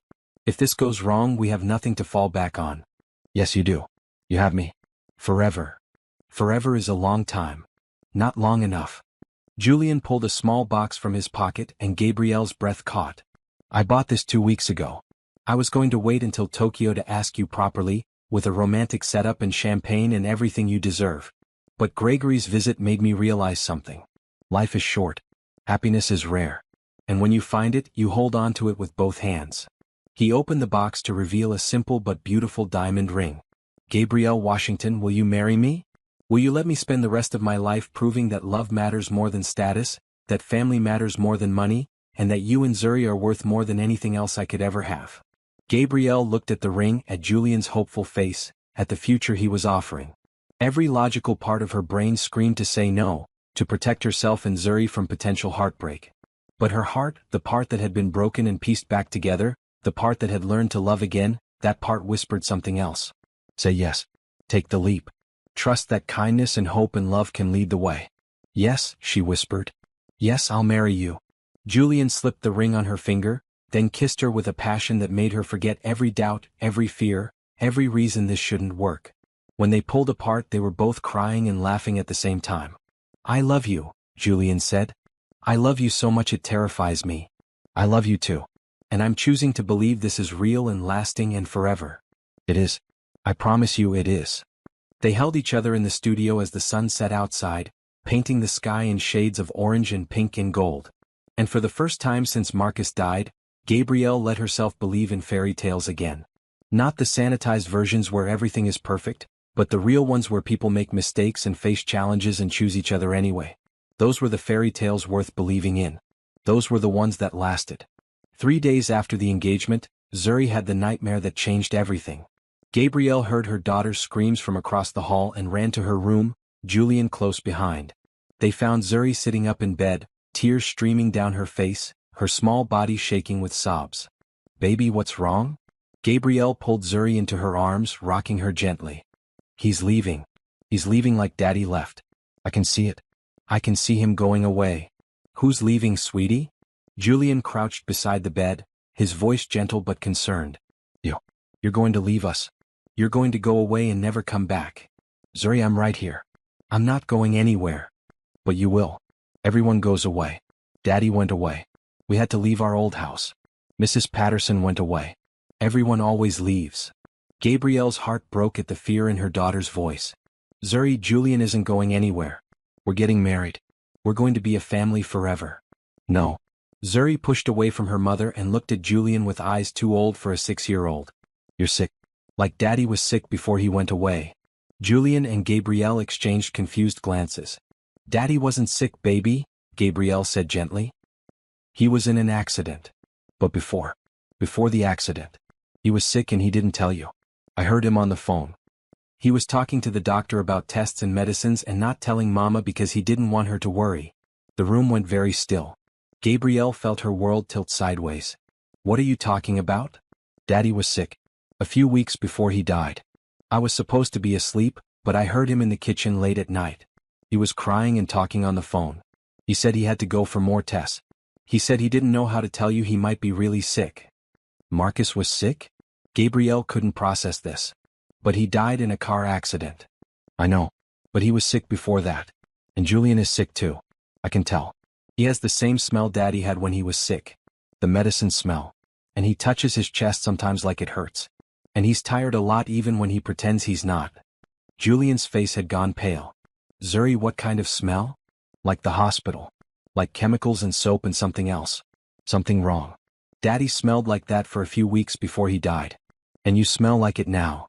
Gabrielle turned to Julian, her heart hammering. "Julian? Is there something you need to tell me?" He stood up slowly, his expression carefully neutral. "I don't know what Zuri thinks she's detecting, but I'm fine. Healthy. I had a complete physical 3 months ago." "Show me the results," Gabrielle said, her voice harder than she'd ever used with him. "Gabrielle? Show me the results, Julian. Right now." The silence stretched between them. Zuri watched with those big, knowing eyes while Gabrielle and Julian stared at each other. Finally, Julian sat down on the edge of the bed, his shoulders sagging. "I didn't want to worry you," he said quietly. "Not until I knew for sure." Gabrielle felt her stomach drop. "Knew what for sure?" "I've been having chest pains. Shortness of breath. My father died of a heart condition, so I've been seeing a cardiologist. They found an irregularity. I'm scheduled for more tests next week to determine if it's serious." "And you weren't going to tell me?" Gabrielle's voice cracked. "We're engaged, Julian. We're planning a life together. And you were going to hide this from me?" "I didn't want to hide it forever. I just wanted to know what I was dealing with first. If it's nothing, there's no reason to worry you. If it's something serious, I wanted to have a plan before we talked about it. That's not your decision to make alone anymore. We're partners. That means sharing the scary things, not just the good things." "I know. You're right. I'm sorry." Zuri started crying again, soft sobs that shook her whole body. "See? I was right. He's sick. He's going to go away like Daddy." Julian pulled Zuri onto his lap, holding her close. "Listen to me. Yes, I have some health concerns. But I'm not going to die. My father lived with a heart condition for 20 years after his diagnosis. Modern medicine is incredible. And I promise you, I will do everything possible to stay healthy and stay with you." "You can't promise that." Daddy couldn't promise it either. "You're right. I can't promise I'll never get sick or that something won't happen to me. Life is unpredictable. But I can promise that I'll be honest with you from now on. I can promise that I'll fight as hard as I can to be here for you and your mama. And I can promise that even if something happens to me, you'll always be taken care of. Always. That's not the same as having you here." "I know, baby. I know." They sat together on Zuri's bed, the three of them holding on to each other while the truth settled around them like a heavy blanket. Gabrielle's mind was spinning. Marcus had been sick? Had hidden it from her? Had died before she could even know he needed help? And now Julian was potentially facing health issues too? "Why didn't you tell me about Marcus?" Gabrielle asked Zuri gently. "Why didn't you say something after he died?" "I thought maybe I heard wrong. Maybe it was a dream. And then Daddy died in the accident and everyone said it was just an accident, so I thought maybe the sick part wasn't real.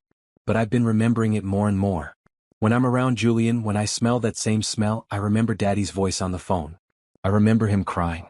I remember being scared. Oh baby. Gabrielle held her daughter tighter. I'm so sorry. You've been carrying this alone for 2 years. Is that why I followed Julian? Zuri asked. Because I smell the sick smell and I'm trying to keep him from going away like Daddy? Am I trying to save him? The question broke Gabrielle's heart into pieces. This 6-year-old child had been trying to prevent another tragedy, had been following Julian around not just because he reminded her of her father, but because she'd recognized warning signs she couldn't articulate. You were trying to protect someone you love, Julian said, his voice rough with emotion. That's not wrong, Zuri. That's brave and beautiful and shows how much your heart cares. But here's the thing, you can't protect people from everything. You can't stop bad things from happening just by being near someone. Life doesn't work that way. Then what can I do? You can love us. You can be present. You can tell us when you're scared so we can be scared together. And you can trust that we're doing everything we can to stay healthy and safe. But what if it's not enough? Then we'll deal with it together. As a family. That's what families do. Zuri nodded slowly, still crying but calmer now. I don't want you to die, Julian. I don't want to die either. I have too much to live for now. You and your mama, you're my reasons to fight for every day I can get. They stayed in Zuri's room until she fell back asleep, exhausted from the emotional revelation. Then Julian and Gabrielle moved to his study, where they sat in silence for a long time. I need to see your medical records, Gabrielle finally said. All of them. No more secrets. Okay. I'll get them tomorrow. And I need you to promise me something. No more hiding things to protect me. I'm stronger than you think. I survived losing Marcus. I survived being a single mother. I survived poverty and grief and starting over. I can handle whatever your health issues are, but I can't handle lies. I wasn't lying. I was just omitting truth, which is the same thing. Julian, I love you. But I can't marry someone who thinks they need to protect me from reality. I need a partner who trusts me to face hard things together. Julian looked at her with such raw vulnerability it made her chest ache. I'm scared. I'm scared that if you know how serious this might be, you'll leave. You'll decide it's not worth the risk of losing another person you love. And that's your decision to make for me? Whether I can handle the risk. No, you're right. I'm sorry. I've been alone for so long, making decisions by myself, that I forgot what partnership actually means. Then let's practice. Tell me everything. Right now. All of it. Julian took a deep breath and told her. The chest pains had started 6 months ago, random and mild at first, then increasing in frequency and intensity. The cardiologist had found an abnormal heart rhythm and evidence of possible arterial blockage. The test scheduled for next week would determine if he needed surgery or if medication could manage the condition. Worst-case scenario? Gabrielle asked, keeping her voice steady even though her hands were shaking. Worst case? The blockages are severe and I need immediate surgery with a long recovery time. Best case? It's manageable with medication and lifestyle changes. Most likely case? Somewhere in between. And you were going to face all of this alone? I was going to tell you after the test. Once I knew what we were dealing with. We're dealing with it now. Today. Together. Because that's what families do. Julian pulled her close, and Gabrielle let herself be held even though part of her wanted to rage at him for keeping secrets. But anger could come later. Right now they needed to be united for Zuri's sake. She's been trying to save me, Julian whispered into Gabrielle's hair. This whole time she's been trying to prevent another loss. How does a 6-year-old even think like that? Children who've experienced trauma are hypervigilant. They look for warning signs. They try to control situations to prevent more pain. I should have seen it, should have understood what her following behavior really meant. We both should have. But we understand now. And we can help her process this properly. And your health issues? We face them together. You're right. No more secrets. No more protecting you from things you have a right to know. We're partners in this, whatever comes. Gabrielle looked at her engagement ring, at the symbol of a future that had suddenly become uncertain again. She thought about walking away, about protecting herself and Zuri from another potential loss. It would be the logical thing to do. But love had never been logical. I'm not going anywhere, she said firmly. Health issues, business problems, whatever comes, we face it together. That's what I'm choosing. That's what I want Zuri to see, that we don't run from hard things, we run toward each other through them. Even if it means losing me someday? Even then. Because having you for whatever time we get is better than not having you at all. I learned that with Marcus. I'd rather have 1 year of real love than a lifetime of safe distance. Julian kissed her forehead, her cheeks, her lips. I don't deserve you. You absolutely do. Now let's go make sure Zuri knows we're both here, both committed, both fighting for this family we're building. They returned to Zuri's room and climbed into her bed on either side of her, creating a protective circle around the little girl who'd been trying so hard to protect them. Zuri stirred in her sleep and reached out, one hand finding Gabrielle's, the other finding Julian's. We're here, Gabrielle whispered. All three of us. Together. And for the first time in 2 years, Zuri slept through the night without nightmares, knowing the truth and knowing she wasn't alone in facing it. 6 months later, the garden at the Harrison estate had been transformed into something magical. White chairs lined a grassy aisle leading to an arbor covered in climbing roses and jasmine. Late afternoon sunlight filtered through the leaves, creating patterns of gold and shadow across everything. But the most beautiful addition wasn't the flowers or the decorations. It was the stone memorial bench in the corner of the garden, designed with simple elegance and bearing a plaque that read, "In loving memory of Marcus Washington. Father, husband, forever in our hearts." Zuri sat on that bench now, wearing a maroon flower girl dress, her hair styled with tiny white flowers woven through her curls. She traced the letters of her father's name with one finger, her expression peaceful. Daddy would like this, wouldn't he, Mama? Gabrielle crouched beside her daughter, careful not to wrinkle her blue wedding dress. He would love it, baby. He'd be so happy for us. I think he'd like Julian. They're both kind. They both read good stories. They both make you smile. I think they would have been friends. Will you tell Julian about Daddy sometimes? So he knows who Daddy was. Every day. Your daddy is part of our story, Zuri. He always will be. Julian appeared around the corner of the garden, looking handsome in his dark green suit. His face lit up when he saw them. Almost time. Everyone's waiting. He'd been cleared by his cardiologist 2 weeks after Zuri's revelation. The blockages were real but manageable with medication and lifestyle changes. No surgery needed, just careful monitoring and healthy habits. The relief had been profound, but even if the news had been worse, Gabrielle knew she would have chosen this path. Julian sat on the memorial bench beside Zuri. Your dad would be proud of you, you know. You're brave and smart and kind. All the things a dad hopes his daughter will be. Are you going to be my dad now? I'm going to be your Julian. Your stepdad. Someone who loves you like a dad but knows your real dad is irreplaceable. Is that okay? Can I call you Dad sometimes? Julian's eyes filled with tears. If you want to, I would be honored. Okay. But I'll still call you Julian too. Because you're both. You're Julian who's also going to be my dad. That works perfectly. Mrs. Chin appeared on the garden path. It's time. Everyone's ready. The ceremony was small and intimate. Julian's sister Rebecca served as maid of honor. His business manager stood as best man. The staff lined the chairs, along with a few close friends and family members. But the most important person sat in the front row. Zuri holding a basket of rose petals and grinning from ear to ear. The officiant was a woman Julian knew from one of his charity boards, warm and genuine. She smiled at the gathered guests before speaking. We're here today to celebrate the joining of two people who found each other against all odds. Julian and Gabrielle's story isn't a fairy tale. It's better than that. It's real. It's honest. It's built on choosing each other every day even when things are difficult. Gabrielle and Julian stood facing each other, hands clasped, eyes locked. The past 6 months had been full of doctor's appointments, therapy sessions for Zuri, and difficult conversations about money and power and how to build an equal partnership when everything about their situations was unequal. But they'd done it. They'd navigated every obstacle by remembering that kindness, hope, and love had to lead. Julian, do you take Gabrielle to be your wife? To love and honor her, to be her partner and friend in health and sickness, in wealth and poverty for all your days? I do. Absolutely and completely.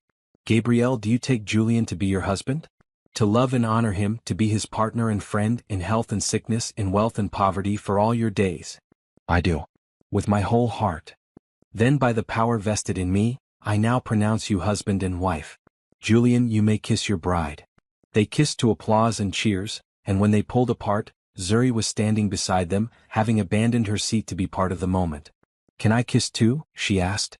They laughed and both bent down to kiss her cheeks, the three of them wrapped in an embrace that felt like coming home. The reception was held in the mansion's ballroom, transformed with flowers and lights and joy. They danced and ate and celebrated not just a wedding but a family being formed. Julian's business associates who'd expressed concern about his choice of bride found themselves charmed by Gabrielle's intelligence and grace. Those who couldn't accept it simply weren't invited. "I have an announcement," Julian said when it was time for speeches. Everyone quieted, glasses raised for a toast. "Gabrielle and I have been discussing how to build a life that honors both where we've been and where we're going. We've decided to start a non-profit organization focused on helping single parents and their children." Gabrielle stepped forward, her hand in Julian's. "It will be called the Marcus Washington Foundation, named after my late husband. We want to provide housing assistance, job training, childcare support, and mental health services for families facing the same struggles I faced after losing my partner. No one should have to choose between keeping a roof over their children's heads and taking time to grieve." The room erupted in applause. Rebecca was crying openly. Mrs. Chin dabbed at her eyes with a handkerchief. "Additionally," Julian continued, "I'm stepping back from the daily operations of Harrison Hotels. I'll remain majority owner and chairman of the board, but I'm hiring a CEO to handle the day-to-day business. I want to spend my time with my family and building something that actually makes a difference in people's lives." More applause, but Gabrielle could see the surprise on some faces. Julian Harrison, the workaholic billionaire, choosing family over empire? It was almost unthinkable. But it was real. They'd discussed it for months, weighing every option. In the end, Julian had been clear. He'd spent too much of his life building wealth and not enough building meaning. He wanted the second half of his life to be different.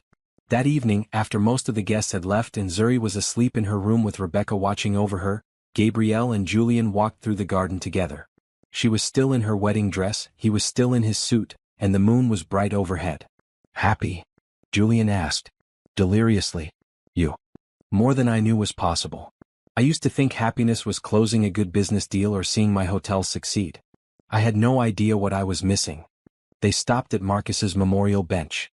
Gabrielle ran her hand over the smooth stone. "Do you think he'd approve? Of us?" "I think he'd be grateful someone is loving and protecting the people he had to leave behind. I think he'd want you to be happy." "I'm happy. But I also miss him." "Is that strange?" "Not at all. Love doesn't disappear just because someone dies. You get to keep loving him and build a new love with me. They don't cancel each other out." "How did you get so wise?" "Therapy. Lots and lots of therapy." They laughed together, the sound carrying across the quiet garden. This was their life now. Not perfect, not without challenges, but real and honest and full of love.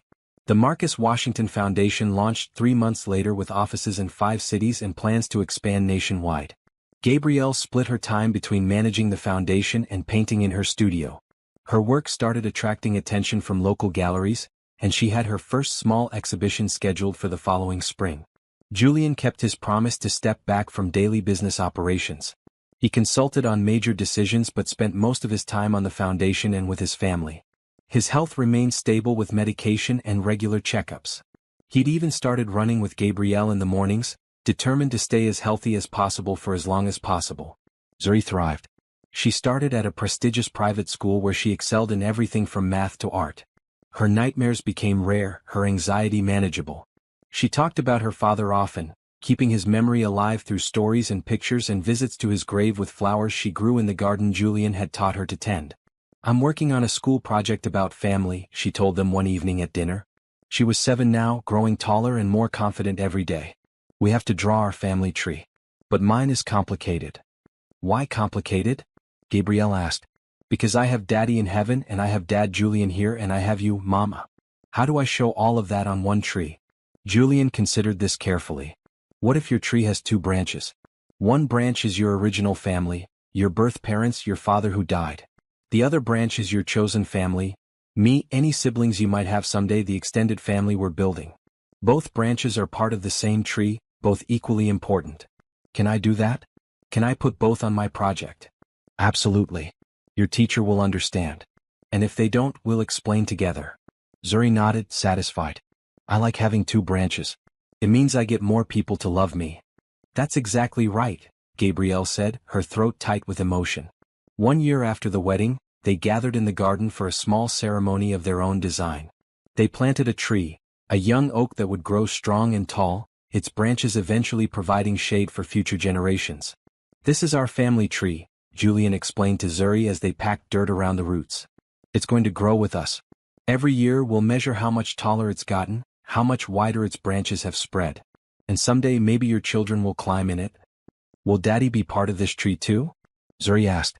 His memory is part of it. Every good thing he taught you, every way he loved you, that's growing in this tree's roots. He's part of what makes our family strong. They stood together as the sun set, three people who'd found each other through grief and loneliness and chosen each other through courage and love.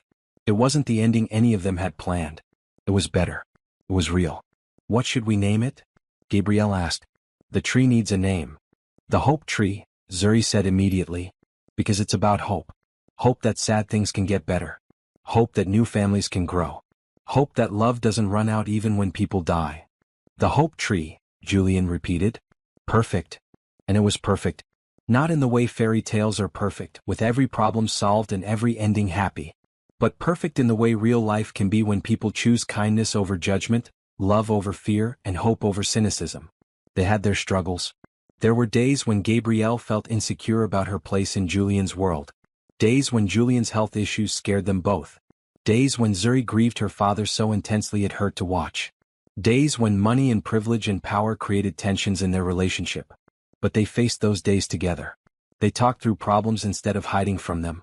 They went to therapy individually and as a family. They built something honest and strong that could weather whatever storms came. 3 years after the wedding, Rebecca called with news that changed everything again. Julian, I'm pregnant. After years of trying, it's finally happening. That's wonderful. Julian was genuinely thrilled for his sister. But I'm scared. What if something goes wrong?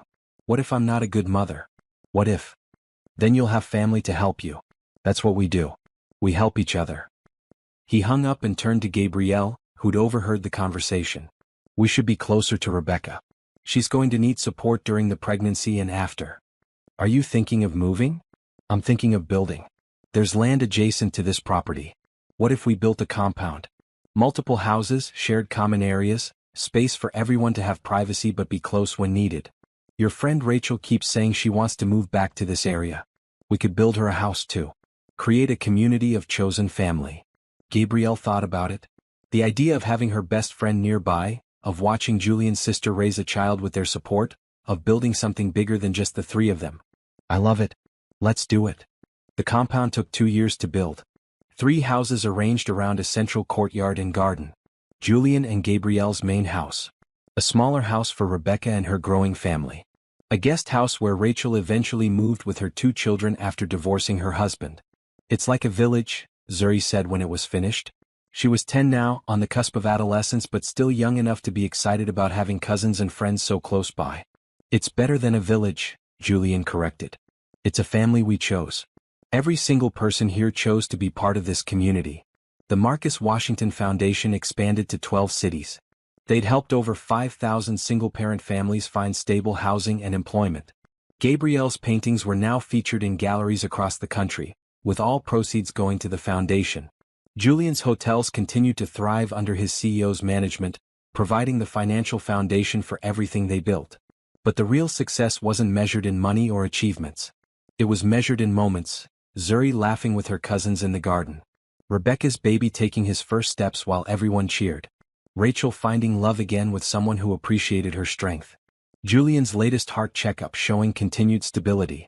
Gabrielle's smile when she walked through the garden every morning, taking in the beauty they'd created together. On what would have been Marcus's 40th birthday, they held a small ceremony at the memorial bench. Zuri was 11 now, thoughtful and articulate beyond her years. I want to say something, she told the small group gathered. Gabrielle, Julian, Rebecca, Rachel and a few close friends. Everyone thinks I was little when my dad died, so I don't remember him well. But that's not true. I remember lots of things. She pulled out a notebook filled with her own handwriting. I've been writing down memories before they fade completely. I remember how Daddy sang in the shower. Really badly, but he didn't care. I remember how he made up silly stories at bedtime where I was always the hero. I remember how he taught me to ride my bike even though he was scared I'd get hurt. I remember he loved Mama so much that sometimes he'd just look at her and smile for no reason. Gabrielle was crying. Julian held her hand tightly. Dad Julian, Zuri continued, using the name she'd settled on, You're different from my first dad. You read different books and tell different jokes and teach me different things. But you love me just as much. You love Mama just as much. And that's not confusing or bad. That's just the way love works. It grows and changes and makes room for everyone. Come here, Julian said, his voice rough with emotion. Zuri walked into his arms and Gabrielle joined them, the three of them holding each other while friends watched with tears in their own eyes. Your father would be so proud of you, Julian whispered to Zuri. Proud of how smart you are, how brave you are, how you've taken your grief and turned it into strength. You helped me do that. Both of you. You showed me that sad things don't have to be the end of the story. They can be the middle and the end can still be happy. That night, after everyone had gone home, Gabrielle and Julian sat in their bedroom overlooking the garden. The hope tree was tall now, its branches spreading wide, its leaves rustling in the evening breeze. Do you remember that first night? Gabrielle asked. When you found Zuri in your study at midnight? I remember thinking my life was about to get very complicated. It did get complicated. Best complication I ever experienced. You know what I was thinking that night? I was thinking this little girl was going to teach me something important. I just didn't know what yet. What did she teach you? Julian considered carefully. That family isn't about biology or status or any of the things I thought mattered. It's about who you show up for. Who shows up for you. Who you choose to love even when it's hard. Who chooses you back. And what did I teach you? Gabrielle asked with a slight smile. That being vulnerable isn't weakness. That accepting help isn't failure. That love isn't something you earn through achievement, it's something you receive through grace. And that sometimes, the person you least expect to change your life completely is the one who changes it most. Pretty profound for a guy who started out just wanting someone to make his house less lonely. I wanted so much more than that. I just didn't know how to ask for it. Didn't know it was possible. Gabrielle leaned her head on his shoulder, looking out at the life they'd built. Do you think we would have found each other if Zuri hadn't started following you around? I like to think so. But maybe not as quickly. Maybe not as deeply. She was our catalyst. Our little matchmaker who didn't even know that's what she was doing. She was trying to save you. Turns out she saved all of us. They sat in comfortable silence, watching the stars come out above the garden. Somewhere in the house, Zuri was probably still awake, reading by flashlight under her covers. Something's never changed. The girl who'd followed a billionaire through his mansion now followed her own curiosity through books and ideas and dreams. Julian? Gabrielle said softly. Oh. Thank you. For what? For seeing us. For choosing us. For building this beautiful, messy, perfect life with us. For being brave enough to let yourself love again. Thank you for the same things. And for teaching me that hope isn't naive. It's courageous. It's choosing to believe in good things even when you've experienced bad ones. Hope and love and kindness, Gabrielle said. That's what leads the way, right? Every time. No matter what. And so the story ends where it began. With a little girl, a lonely man, and a woman trying to build a life from broken pieces. But now those pieces have been reassembled into something new and strong and beautiful. A family forged not through biology or circumstance but through choice and love and the courage to hope for better days. The maid's little girl kept following the billionaire until she didn't need to anymore. Until she knew with absolute certainty that he would never leave, never disappear, never be lost the way her first father was lost. And in teaching him how to be found, she found herself. They all did. That's the power of love. That's the magic of choosing each other. That's the beauty of building family from hope and kindness and the brave decision to try again. That's how happy endings really work.